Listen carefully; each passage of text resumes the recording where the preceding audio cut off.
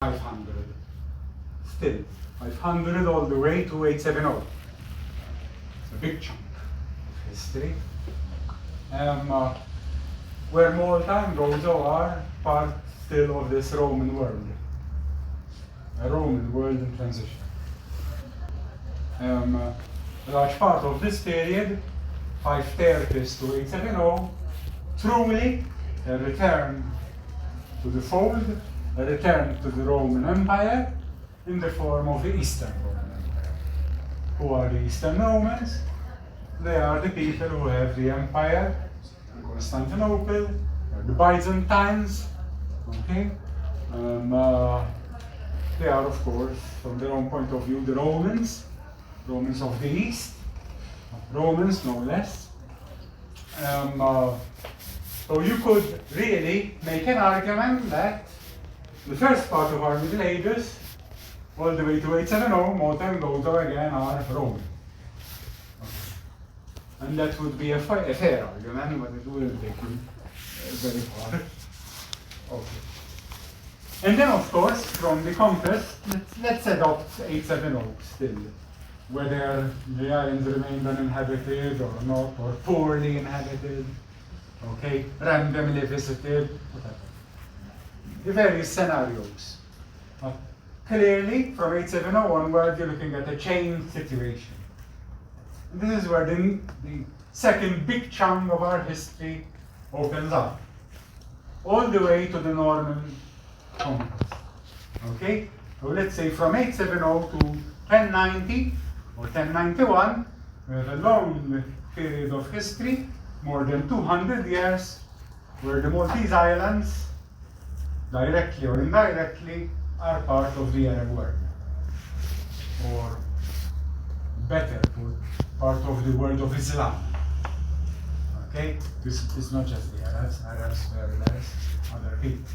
The world of Islam.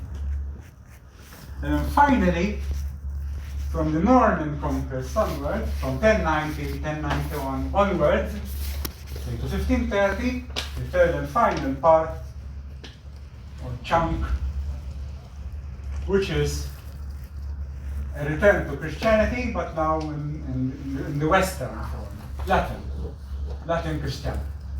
From the Norman period, Norman conquest onwards, all the way to 1530, where more or less the Maltese Islands are following very closely the timeline of Sicilian history.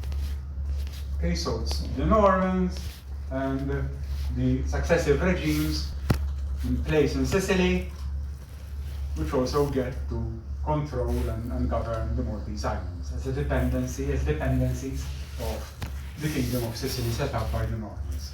Okay, all the way to 1530. In 1530, we part ways with Sicily, although nominally the knights, as you know, had differentially to send a hawk, present a falcon to the viceroy as a token of their special role in holding this free fief of Malta, Gozo, and Tripoli from Charles V. You know. So a tie was very theoretically kept, but in actual fact the knights were able to stage their own act here and develop their own, inverted commas, their own state here, based in the Maltese Islands.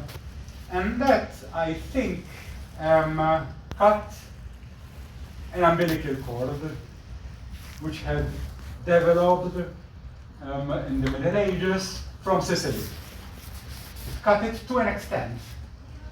So clearly one of the things which were halted, which were interrupted after 1530 and could no longer proceed was, and this is not now 100% proven, let's say it is a hypothesis that we can form, is the Sicilianization of the Maltese. In other words, why is it that the Maltese do not become Sicilian?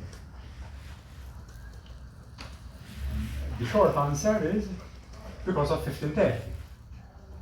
1530, the knights take possession of Montenegro, and the process of Sicilianization is interrupted. Theoretically, the knights' possession of Montenegro should not have interrupted the process. The ties were still there, ecclesiastical, social, human ties, fast trading ties, religious. The ties with Sicily even continued. And for the Knights of St. John, Sicily was very, very important. Southern Sicilian ports, Messina. Sicily was very important for the Knights of St. John. So on paper, still, to say, okay, the process of Sicilianization, Magoffa, Sicilianization was stopped in its tracks in 1530. Okay, but still, we don't have a full answer. Why? Why was it stopped? Why should it have been interrupted? Was it consciously interrupted? Okay. In the first few years under the Order of St. John, we still see very similar practices, institutions, customs, which persist from the Middle Ages. As a medievalist, you're studying the 1540s, 1550s, and you're still feeling at home. You know, and I can tell you this from my own experience.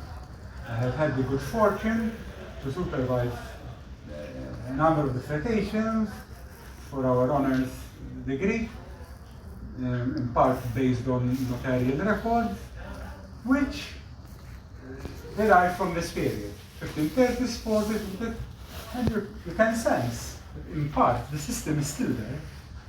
It's still like that. People are behaving in a similar way. The similarities are still very strong. So if the interruption does happen, and Sicilianization eventually stopped, it's not early on. And who is to blame? Who is there? Who will we point fingers at? No one is truly responsible in terms of a name and surname, consciously deciding, okay, the Maltese must not become Sicilian. Okay? It doesn't happen like that. It's more in the sense that better alternatives are created. And the alternative is created only gradually. And I feel that the real cutoff point comes only after the siege, with the building of Aleppo, and not prior to the siege of 1565. Okay, but that is my hypothesis. Okay, and it would take a lot to really attempt to prove this, because you're dealing with a phenomenon. It's a cultural phenomenon based on a negative. Why did something not happen? Or why was something not fulfilled? Or why was something not allowed to reach its maturity? So it's a negative, in a sense. And so it's hard to prove. It defines us. It defines Malta.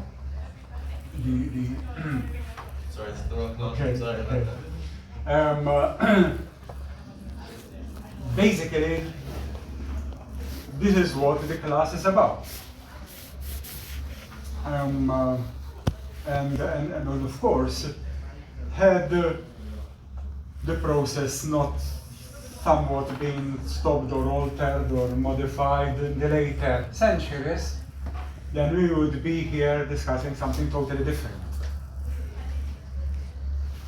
And the examples I can think of is, I don't know, Pantelleria, Lipari, Lampedusa, I don't know, but we have something which is completely different. Okay? It's not that just the British colonial period. Okay, the knights. If you look at things in 1800,